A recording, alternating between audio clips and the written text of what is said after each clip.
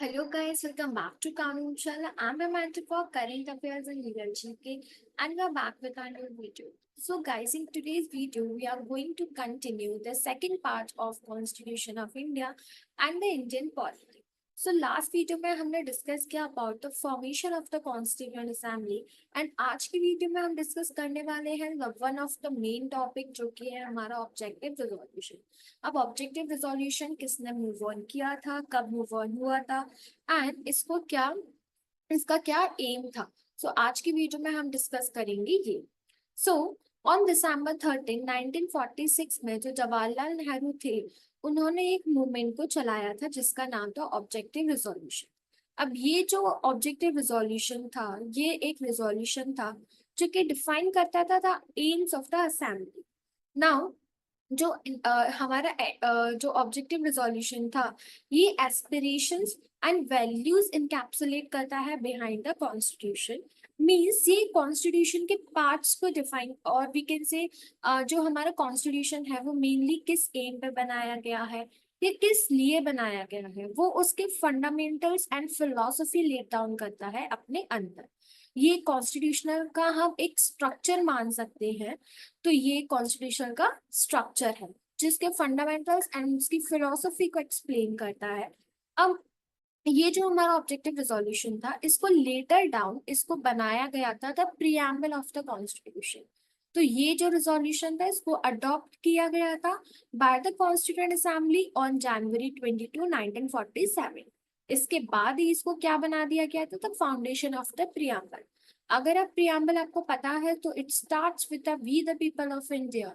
तो we the people of India जो है वो क्या डिफाइन करता है कि ये जो रिजोल्यूशन है ये फॉर द इंडियन पीपल्स है। सो बेसिकली ऑब्जेक्टिव रिजोल्यूशन को ही later down as a preamble बना दिया गया था। प्रियम्बल हम डिस्कस करेंगे in our further video, so stay tune with अस।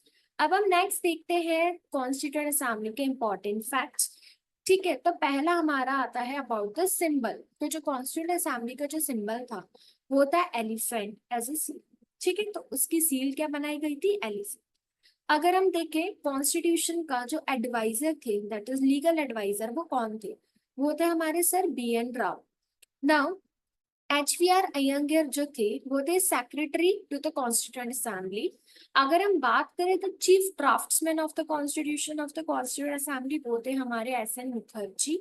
अगर हम देखें तो number of women in constituent assembly वो थी हमारी 15 and this is a list. ये सारी वुमेन से जो हमारी कॉन्स्टिट्यूएंट असेंबली में थी।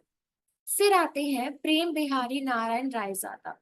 ये कौन थे, ये कैलीग्राफर थे जिन्होंने इंडियन कॉन्स्टिट्यूशन लिखा था in the fluent italic style. जो ओरिजिनल कॉन्स्टिट्यूशन था वो इन्होंने ही लिखा था। एंड ये बनता है हमारा द मोस्ट इम्पोर्टेंट क्वेश्चन कि जो प्रेम बिहारी नारायण रायजादा है ये कौन थे, तो ये थे हमारे calligrapher of our Indian constitution. अब यहाँ पे कुछ कमिटीज एंड चेयरमैन है। तो जब कॉन्स्टिट्यूएंट असेंबली फॉर्म की गई थी वहां पे डिफरेंट डिफरेंट कमिटीज बनाई गई थी। जैसे अभी के टाइम पे होती है फाइनेंस, एक टाइप के मिनिस्टर्स उस टाइप पे कमिटीज बनाई थी। तो जैसे ये मिनिस्टर कौन है, finance minister, drafting committee. Means जो कॉन्स्टिट्यूएंट असेंबली की जो बनाने के लिए जो कमेटी थी वो कौन कौन थे। तो basically committee of rules of procedure कौन थे, हमारे राजेंद्र प्रसाद। इनके पास 3 और कमिटीज थी that is steering committee, finance and staff committee and ad hoc committee on the national flag. अगर हम बात करें ड्राफ्टिंग कमेटी जो कि बहुत इंपॉर्टेंट है क्योंकि बहुत से एग्जाम्स में पूछा जाता है, तो वो थे हमारे BR अम्बेडकर। इसके ये सारे चेयर्समैन है। नाउ यूनियन पावर कमेटी कौन थे, वो थे हमारे जवाहरलाल नेहरू। उसके अलावा ये यूनियन कॉन्स्टिट्यूशन कमेटी भी थे एंड स्टेट कमेटी भी थे।